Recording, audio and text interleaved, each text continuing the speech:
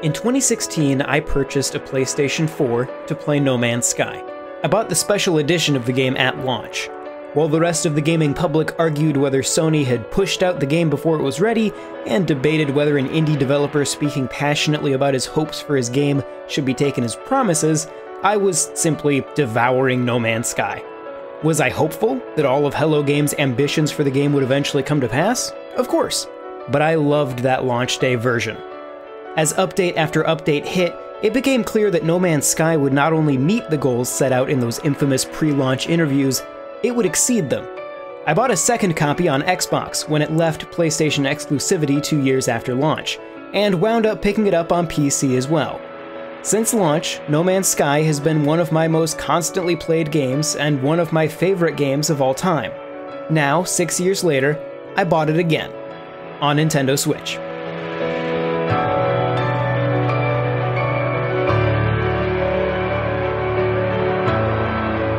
As I loaded up a new game and found myself once again on one of many trillions of planets in this universe, I couldn't help but fall in love with No Man's Sky yet again. After awakening near a crashed ship on the surface of a random planet, you'll need to repair your ship by gathering resources from your surroundings. Plants can be broken down into carbon, rocks into ferrite dust. Your goals are laid out simply, one at a time, slowly teaching you exactly how to synthesize parts for your ship and to charge your own life support systems. No Man's Sky opens up more slowly than many other games of this kind. As a result, it is less intimidating than this type of game often is. Yes, there are a myriad of resources to gather which can be refined into more complex resources, crafted into tools and parts, or even used to construct buildings, but you'll start with carbon and ferrite dust, slowly building your understanding. By the time you do leave this starting planet and venture out into the stars, you'll have a pretty good handle on how to survive, which shifts the focus from keeping your bars full and more towards wondering what's on the next planet. No Man's Sky is often called a survival game, and put into the same category as Ark Survival Evolved, Subnautica, or even Minecraft, but I've long felt that No Man's Sky is an exploration game. Reviewing No Man's Sky as a game becomes much more difficult beyond this point. You can continue following the main story, but you by no means have to. You can take on ever-changing community missions to earn cool rewards, you could find a nice planet and just settle down, build a base. You could set out to learn the languages of various alien species one word at a time. You could meticulously catalog the flora and fauna of planets and name all of them after yourself, obviously. You could start an off-the-grid, solar-powered farm. You could become a space pirate, looting to earn money. You could buy yourself a giant capital ship and slowly build out a fleet of ships to send on missions across the universe. As I said, there is a story there if you need that focus for your experience, but No Man's Sky is at its best when you're setting your own goals and just exploring.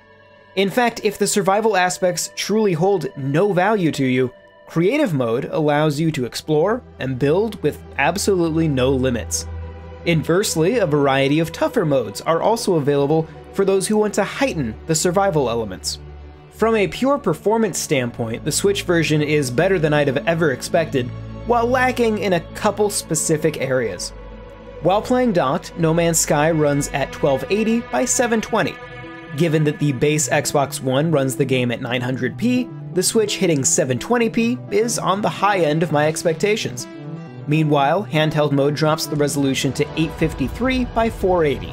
Image quality holds up well in both configurations thanks to an effective but somewhat restrained temporal anti-aliasing solution to clean up edges. You'll still notice some pixel crawl along harsher edges, but temporal artifacts are essentially non-existent. The one element that does break up the image quality are some low-resolution alpha effects. When they overlap with the edge of an object, they can give the impression that the resolution is significantly lower than it actually is. It's something anyone familiar with the Xenoblade or Breath of the Wild engines may have noticed before, but it's particularly aggressive here in select situations. A variety of other adjustments have been made, including pulling back draw distance on foliage and the removal of screen space reflections. Impressively, volumetric clouds are still in place around planets, and terrain is drawn pretty far into the distance. All of this in service of a 30 frames per second frame rate target, that has met the vast majority of the time.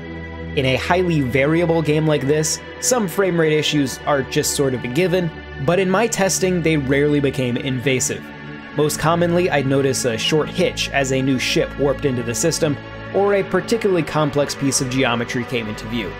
All that being said, the Switch version nearly delivers on the complete experience.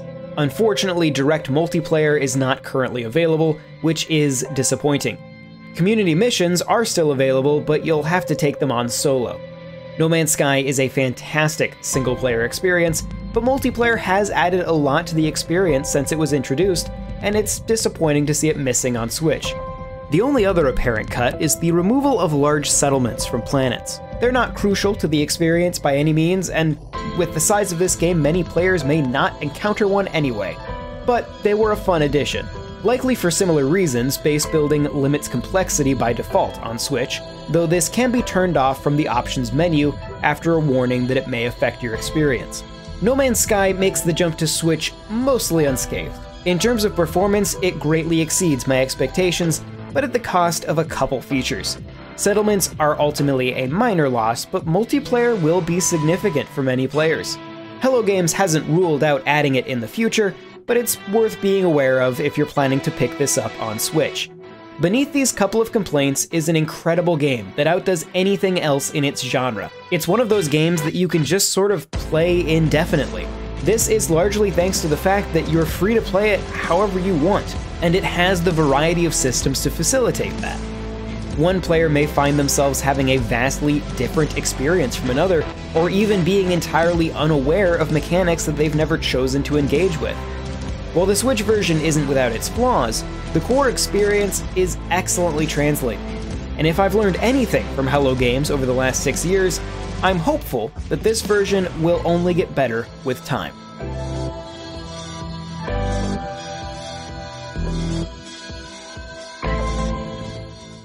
This video was made possible by our generous supporters on Patreon. Did you know that Nintendo World Report is funded directly by fans like you? When you support Nintendo World Report on Patreon, you get immediate access to multiple exclusive podcasts every month, exclusive Discord channels, an early look at select content, and more, all for as little as $1 a month. Check out patreon.com/NWR for all the details.